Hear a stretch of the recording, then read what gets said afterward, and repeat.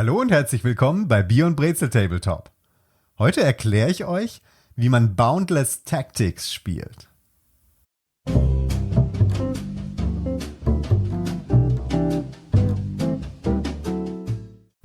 Boundless Tactics ist ein Hexfeld-basiertes taktisches Miniaturenspiel für 2 bis 4 Spieler. Für ein reguläres 2-Spieler-Spiel mit 300 Punkten auf jeder Seite benötigt ihr ein Spielfeld mit Hexfeldern. Die Hexfelder sollten einen Durchmesser von 50 mm haben und das Spielfeld sollte mindestens eine Breite von 21 Hexfeldern und eine Tiefe von 17 Hexfeldern haben. Das Spielfeld sollte zu ca. 5 bis 10% mit Gelände bedeckt sein. Auf einem regulären Spielfeld entspricht dies in etwa 20 bis 35 Feldern. Ihr benötigt außerdem 3 6-seitige Würfel und noch ein paar Marker. Circa 10 Aktionsmarker, circa 8 Verletzungsmarker, circa 5 Stärkungsmarker und circa 5 Schwächungsmarker. Verwendet dafür einfach, was ihr gerade an Markern zur Hand habt oder druckt die Marker aus, die ihr im Regelbuch vorfindet. Bei größeren Spielen benötigt ihr auch entsprechend mehr Marker. Außerdem benötigt ihr natürlich Miniaturen. Der Kniff bei Boundless Tactics ist, dass ihr diese beliebig aus eurer eigenen Miniaturensammlung zusammenstellen könnt. Das Spiel ist auf 28 bis 32 mm Maßstab ausgerichtet. Solange die Figuren mit Base aber in ein Hexfeld passen, sind auch andere Größen möglich. Das Setting ist dabei ganz egal. Das heißt, ihr könnt Fantasy-Krieger, Science-Fiction-Soldaten, Superhelden oder sonstige Figuren verwenden. Ihr legt die Werte und Fähigkeiten der einzelnen Figuren selbst fest und errechnet deren Punktewert dann anhand eines Punkterechners, den ihr ebenso wie die kostenlosen Regeln auf der Boundless Tactics Webseite herunterladen könnt. Mehr zur Zusammenstellung einer Kampftruppe erfahrt ihr in einem separaten Video. Für dieses Video verwenden wir jetzt mal ein generisches Fantasy-Setting. Jedes Modell verwendet seine eigene Einheitenkarte, die seinen Namen, Profilwerte sowie besondere Fertigkeiten und gegebenenfalls Artefakte anzeigt. Sollten mehrere Modelle vom selben Typ, das heißt mit identischem Namen, Profilwerten und Fertigkeiten am Gefecht teilnehmen, so können sich diese auch eine einzelne Einheitenkarte teilen. Die Profilwerte unterteilen sich folgendermaßen: Bewegung. Dieser Wert gibt unter anderem an, wie weit sich ein Modell bewegen kann. Die Offensive gibt an, wie gut ein Modell im Nahkampf kämpft. Die Defensive gibt an, wie gut ein Modell gepanzert ist oder wie gut es Attacken ausweichen kann. Die Ballistik gibt an, wie gut das Modell im Fernkampf schießen kann. Die kurze Reichweite gibt an, wie weit ein Modell ohne Abzüge schießen kann. Die lange Reichweite gibt die maximale Reichweite für Fernkampfwaffen des Modells an und ist immer gleich der doppelten kurzen Reichweite. Die Disziplin gibt an, wie eigenständig das Modell Befehle ausführen oder über welche Reichweite es Befehle erteilen kann. Die Konstitution gibt an, wie viel Schaden ein Modell einstecken kann, bevor es ausgeschaltet wird. Alle Profilwerte bis auf die lange Reichweite können einen Wert von 8 nicht überschreiten. Bewegung, Offensive, Defensive, Disziplin und Konstitution können niemals niedriger als 1 sein. Fertigkeiten und Artefakte geben Modellen zusätzliche Eigenschaften, Modifikatoren, Aktionen und so weiter. Alle verfügbaren Fertigkeiten und ihre Auswirkungen sind am Ende des Boundless Tactics Regelwerks aufgeführt. Allen Modellen und Geländestücken werden in Boundless Tactics Höhen zugeordnet.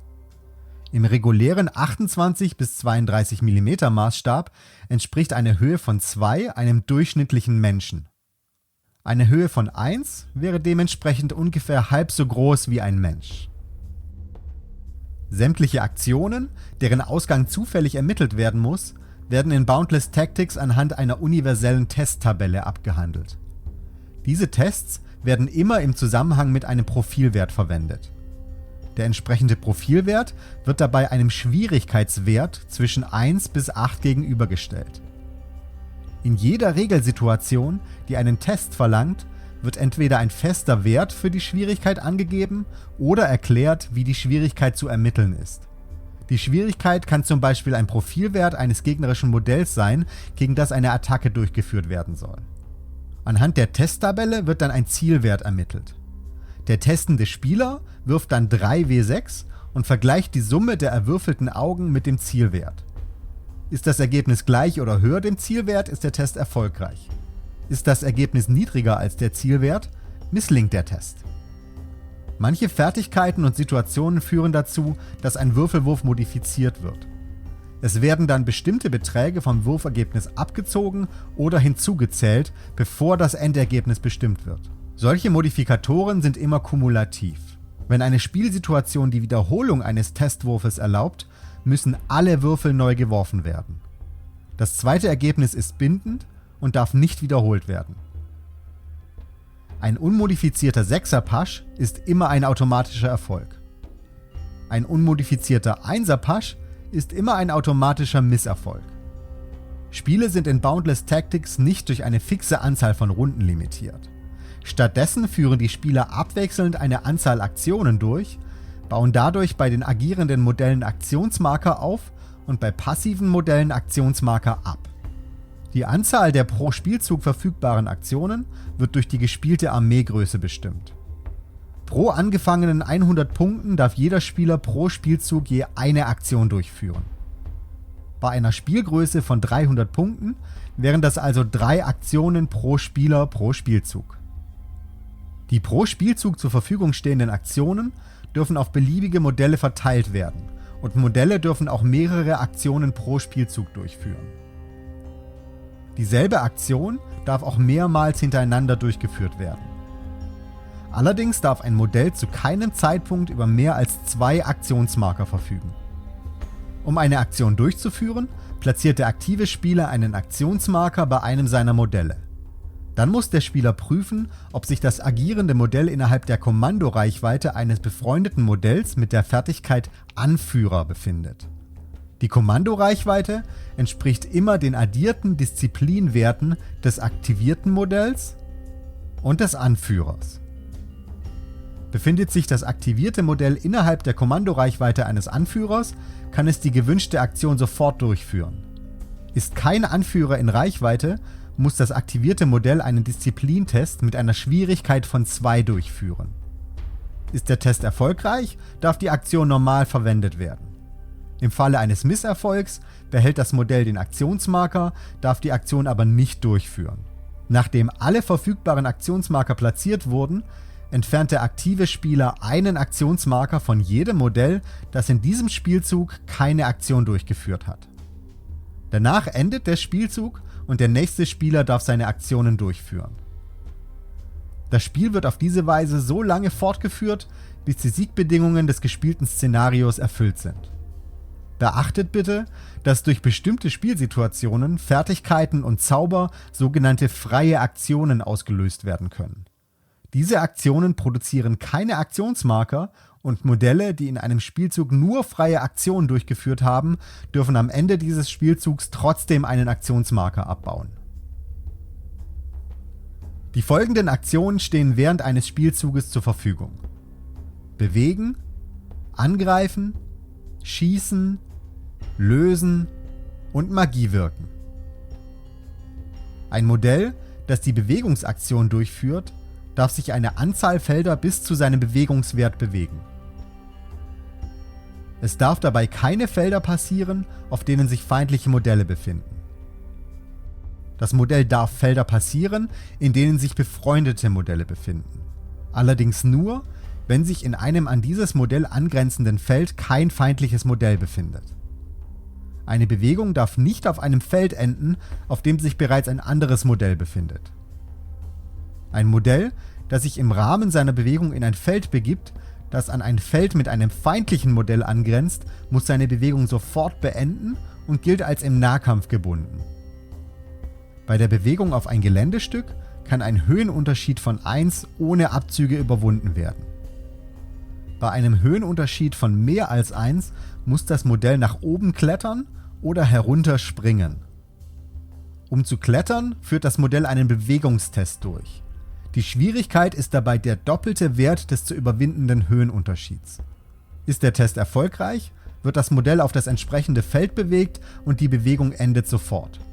Misslingt der Test, bewegt sich das Modell nicht und erhält sofort Verletzungsmarker, die der Absturztabelle entnommen werden können. Ein Höhenunterschied von mehr als 4 kann nicht überwunden werden. Um zu springen, führt das Modell am Ende seiner Bewegung ebenfalls einen Bewegungstest mit dem doppelten Höhenunterschied als Schwierigkeit durch. Im Falle eines Erfolges passiert nichts. Misslingt der Test, erhält das Modell eine Anzahl Verletzungsmarker entsprechend der Absturztabelle. Zuletzt können Modelle als Teil ihrer Bewegung noch ein einzelnes Feld überspringen, das niedriger liegt als das Feld, auf dem sie sich gerade befinden.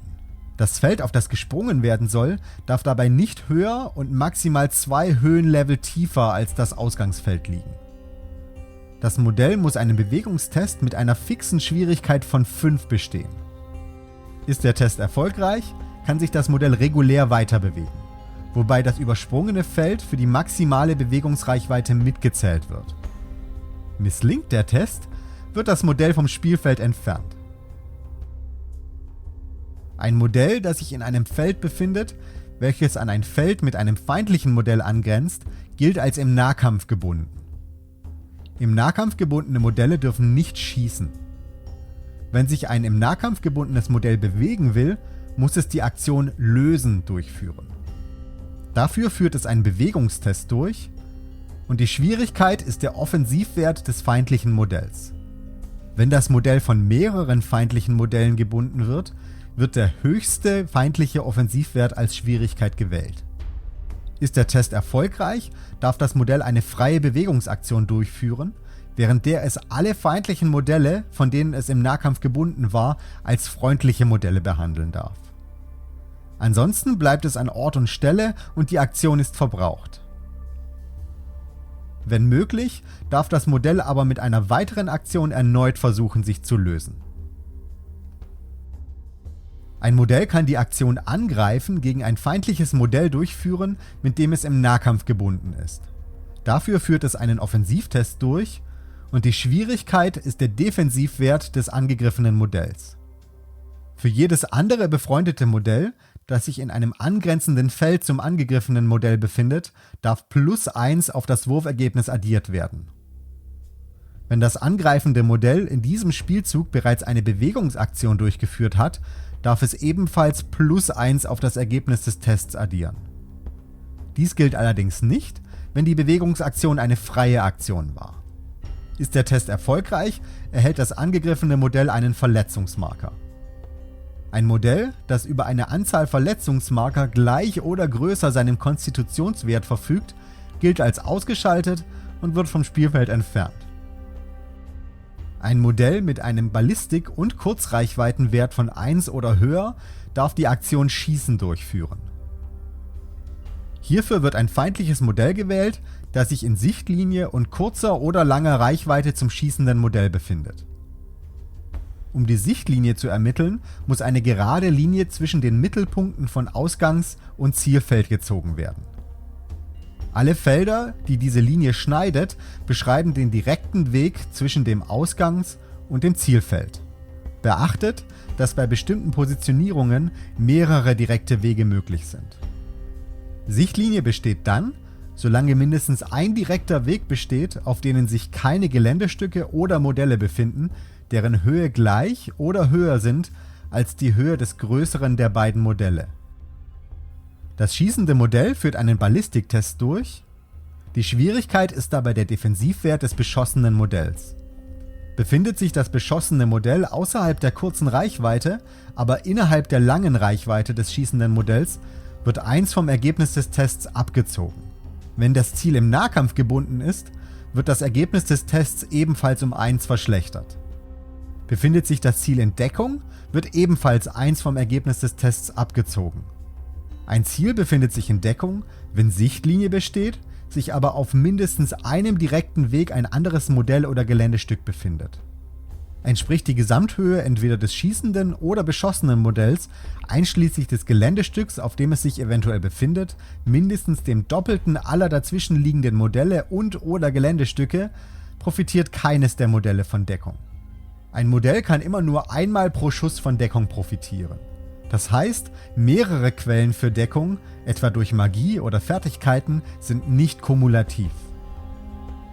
Ist der Ballistiktest erfolgreich, wird ein Verletzungsmarker beim beschossenen Modell platziert. Und das Modell wird gegebenenfalls entfernt. Nur Modelle mit den Fertigkeiten Lehren der Magie oder Zauberlehrlinge können die Aktion Magiewirken durchführen. Alle verfügbaren Lehren der Magie sowie die dazugehörigen Zauber sind im Boundless Tactics Regelbuch unter der Fertigkeit Lehren der Magie aufgeführt. Für das Durchführen eines Zaubers ist kein Test erforderlich. Es müssen lediglich die beim jeweiligen Zauber aufgeführten Bedingungen erfüllt sein. Eventuelle verstärkende oder schwächende Effekte, die durch Zaubersprüche ausgelöst werden, können durch Verstärkungs- und Schwächungsmarker markiert werden. Ihr wisst jetzt alles, was ihr wissen müsst, um eure erste Partie Boundless Tactics zu spielen. Das Regelbuch, das ihr kostenlos auf der offiziellen Boundless Tactics Webseite herunterladen könnt, enthält mehrere Szenarien, an denen ihr euch versuchen könnt, sowie Marker, Einheitenkarten und die Testtabelle zum Ausdrucken. Auf der Webseite findet ihr außerdem Beispielmodelle mit Profilwerten und Fertigkeiten sowie den Punktekostenrechner, mit dem ihr ganz einfach eure eigenen Kampftruppen erstellen und mit Profilwerten, Fertigkeiten, Artefakten, Kampfformationen und Punktkosten versehen könnt. Und ihr findet dort auch ein Spielfeld zum Selbstausdrucken und mehrere sehr schicke vorgefertigte Spielfelddesigns. Schaut euch auf jeden Fall auch mein zweites Video an, in dem ich näher auf die Erstellung der eigenen Kampftruppe eingehe. Bis dahin, viel Spaß mit Boundless Tactics!